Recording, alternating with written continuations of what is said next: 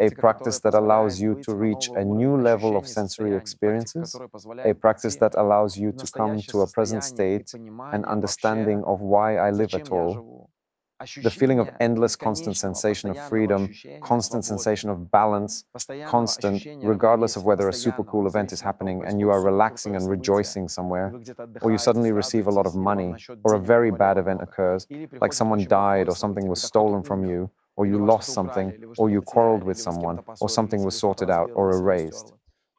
You come into a state of harmony with life. This action, together with these three practices I initially mentioned, makes you a person who will daily feel the scale of life and the scale of true development. Sasha, I know you have a top 4 practices on how to help yourself and reach a new level in life. Please share these practices with us. Today, I will give 4 practices of different formats, different ranges, and these practices, it's very important, they work over different periods. That is, some practices give results in a week. Some practices give results in the long term. It is very important to always have practices that work in the short term, medium term, and long term. There is a practice that is easy to do, and there are practices that are difficult to do. There are practices that are easy to do from the perspective of internal psychological state, and there is a practice that is difficult to do in terms of time allocation and so on. So they kind of go together, and that's what these 4 practices are aimed at. The first practice, number 1, is the practice of daily reflection, how you treated people during the day.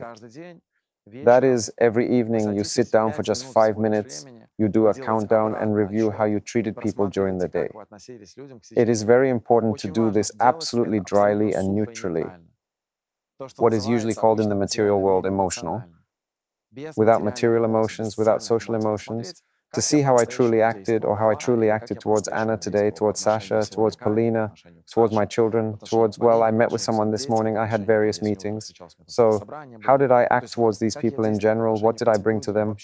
Did I bring them kindness? Did I bring them positivity? Or did I bring them manipulation?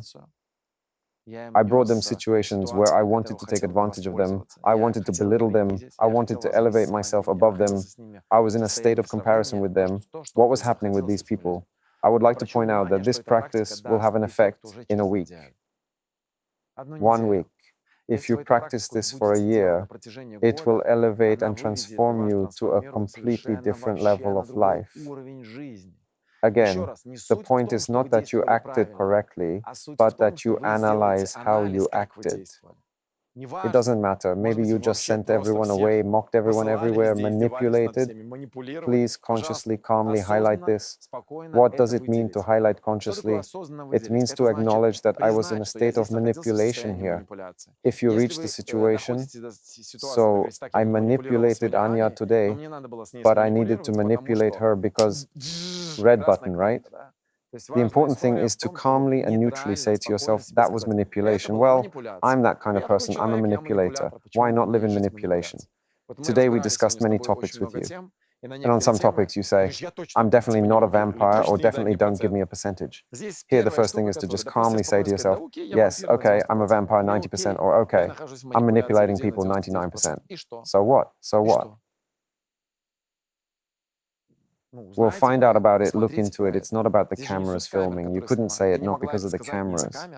You couldn't say this to yourself. There won't be cameras for 5 minutes in the evening, right? So this story is just about calmly, absolutely, easily saying it to yourself. A fundamental practice, and it can be expanded and done, of course, throughout your life, but without expectations. If the next day you come to someone and say, listen, I analyzed it yesterday, I acted badly towards you, but you also acted badly towards me.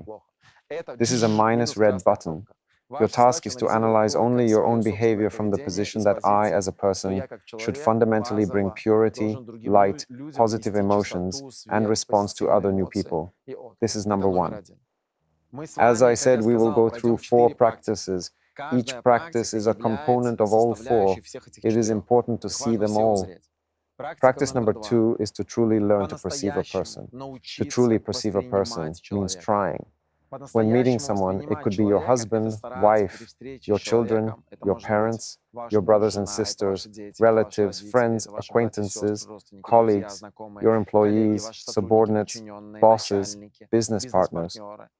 These are the people around you. It's the person who might have caught your interest in a cafe or restaurant, or just someone you stop to talk to on the street. Anyone starts to perceive, do I really know this person? Do I truly understand who he is? Do I comprehend this person in terms of his spiritual being, his psychophysics, his overall makeup, his spiritual system, his soul spiritual system? And in general, I understand what impulses are at work in this person, which impulses he controls and which he does not, where he acts from strength and where from weakness, where he acts from perception from the world, and where he is simply subdued and the world does not allow him to perceive. What is this person's current period of time? What were his past periods of time? What will be his future periods of time? What is happening with this person? To observe them, to study this, not from the position of wanting to take advantage of it, not from the position of wanting to manipulate it, but from the position of truly getting to know this person more broadly. This is a great practice, truly an incredible practice, because it leads to the brightness of life. It leads to the fullness of life. It is a practice that allows you to develop relationships with other people tens of thousands of times over. This is what allows you to expand in perception, fundamental, phenomenal. I often tell adults who are 56 years old, 60 years old, or even 40 or 38, you don't know your children at all, you don't know them, you don't know them. A person argues with me saying, no, I understand, I know my children. How can I not know my children? After all, happiness is to say to yourself, listen, so I understand correctly, if I don't know my children, it means that for the next 10, 20, 30, 40 years of life, I will constantly be getting to know this person. And by getting to know this person, my relationship with them will expand. And since I'm developing and he is developing, it will all continue to develop and transform together, and we will always discover something new, rather than putting a person in a box and assigning them certain colors and saying that this is who they are. And that's how everything is set up for us. You have to put a person in a box. Who are you? Are you a mentor, or are you an advisor? Or are you a sales manager? Or are you a cleaner? Or are you, well, a mom staying with the kids? Who are you anyway? You're a designer. So you're systematic and you're creative, and you have this approach, came up with these techniques. Have you seen this technique with the 6 balls? And have you looked at this diagonal arc, meaning placing a person in a specific slot? And have you arranged people according to these psychotypes? Endless invention of some abstract parameters that bring nothing but misconceptions about another person. This is a crucial component. Note that it allows you to develop further if you get to know people who are unpleasant to you. Well, they bring you negative emotions. You will study this person, you will look at this person, you will start to hear them more, start to understand them more. You will be able to interact with them more easily, even from a social world perspective. On one hand, it is a practice that, if without manipulation, allows you to develop spiritually. On the other hand, it is a practice that allows you to live socially with these people. We live in a social world where people endlessly deceive, use, manipulate, and influence each other.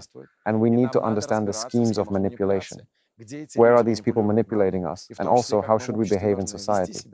We cannot walk around endlessly with an open heart. We will simply be killed tomorrow.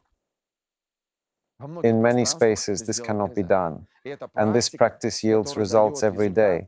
It is not simple, it is more complex than the previous one, but it greatly complements the previous one, and it allows for increasing the range of people.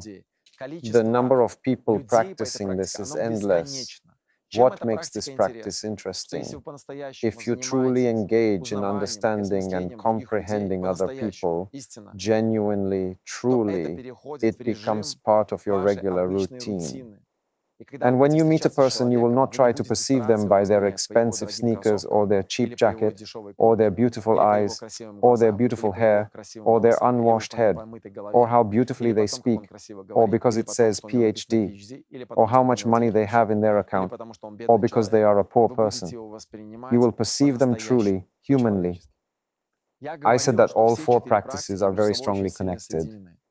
And practice number 3, it allows you to clearly feel support in life. It is about returning daily to the real purpose of all the actions you take. That is, if you believe, for example, that you are engaged in the development of a child and you add tutoring for the child, then you return to the real purpose. Why are you doing this? If you know that every day, I don't know, you want to spend time with your wife, then return to the real goal. Why are you doing this? Do you want her to communicate better with you? Do you want her to cook for you? Do you want her to earn money? Or do you just want to bring good to this person? In professional activities, return to the real goal daily and every day. Why do you work? You work to cover current earnings, expenses that you have. You work to pay off an old debt. You work because your husband told you to work or your wife told you to work. You work because you want to prove to society, friends, people around you, your mom, that you are capable of something. You work at this particular job because you want to get a record in your employment book for future work. You work to get a diploma. You work to get a certificate. You work to have a great time with other people. You work in order to go to this office and receive a certain social package. You work so that this action of yours will lead to you opening some company in the future, and so on. Why do you work? Always remember this goal. In such matters, from the perspective of social things, it is really important to rely very clearly on the actions you take daily. And when you look at previous practices, remember, I talked about practicing every day, how you relate to other people. Remember that the goal of this practice is not to manipulate these people. The goal of this practice is simply to do it, because the attitude towards other people is the truth. Here is a goal. I check it. I do this practice not to grow more hair, not to get more money, not to meet famous people. I do it because it is the truth of life. Many people go on retreats, choose some drugs, use some substances, meet with some gurus to grow their money, to remove some bad program, to restore relationships, to find themselves in terms of peace every day. They do it for a specific purpose. You must always remember this purpose.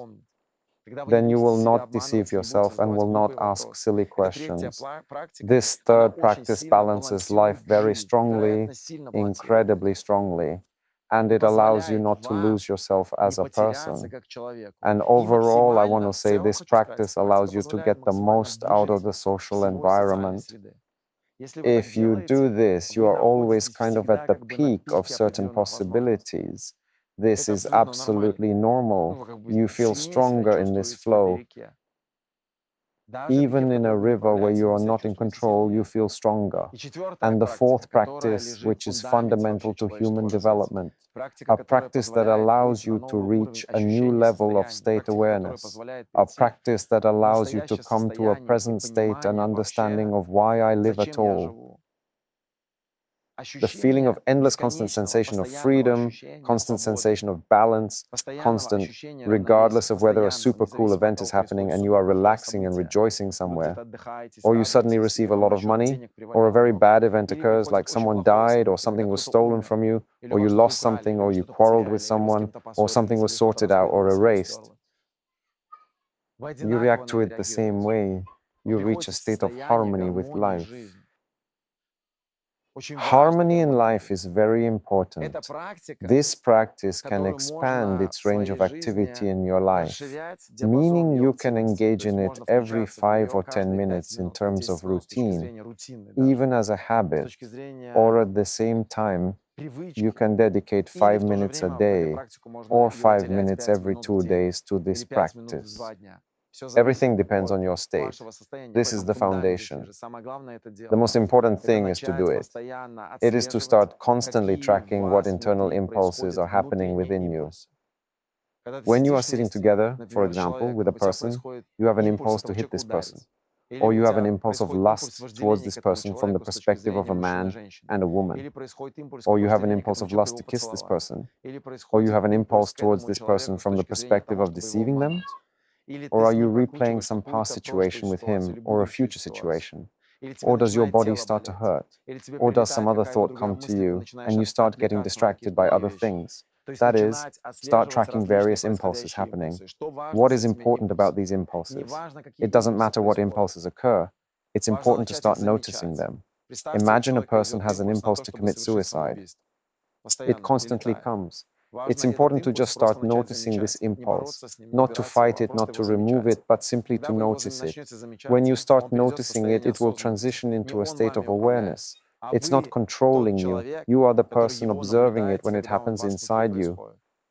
You constantly experience stress from seeing flowers of a certain color, or a cat, or a dog, or your wife yelling, or your husband yelling, or someone starting to say something. You begin to track this. It doesn't mean that person is at fault or you are at fault. You are in the zone of truly tracking occurring things, your behavior model. You notice that if you watch videos, for example, about money, something starts to tighten in your stomach, or your head feels cloudy, or you get distracted by something. You begin to pay attention to these impulses, to notice such impulses.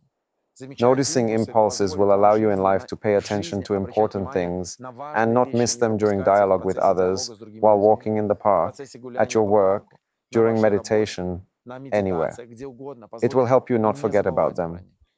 Note that this is not to extinguish consciousness. It is not to turn off consciousness. It is merely to observe what is happening. Why did I say that you can live with this practice? Because if you are in the present perception of life, which is called the true meditative state in life, constant observation, then you are constantly in the perception of impulses. You don't need to write them down. You constantly see, know, and feel them. You really won't be able to hold all the combinations of possible events because it's unlikely you can simultaneously hold the liver, kidneys, heart, eyes, mood somewhere, and the emotions happening, and everything completely, and also remember all of it. Another point is that this does not involve memorizing it. If you do not evaluate this, assign a score of importance or unimportance to some impulses. Do not prioritize them. Do not divide them by level of complexity. What is complex? What is difficult? Do not divide by the level of, I agree with this, I do not agree with this, but simply relate to this with observation. Just observe that I am sitting in a shirt of such and such color. Here are such and such flowers, and there are such and such. We have 3 people here. Just observe this calmly, neutrally. What difference does it make, 3 or 6? Do not draw any conclusions. But I felt stress during the performance, so what? But I felt joy during the performance, so what? But observe it, note some events, and then separately look at the causes and effects of what is happening. That action, together with these 3 practices I initially mentioned, will make you a person who daily feels the magnitude of life and the scale of true development.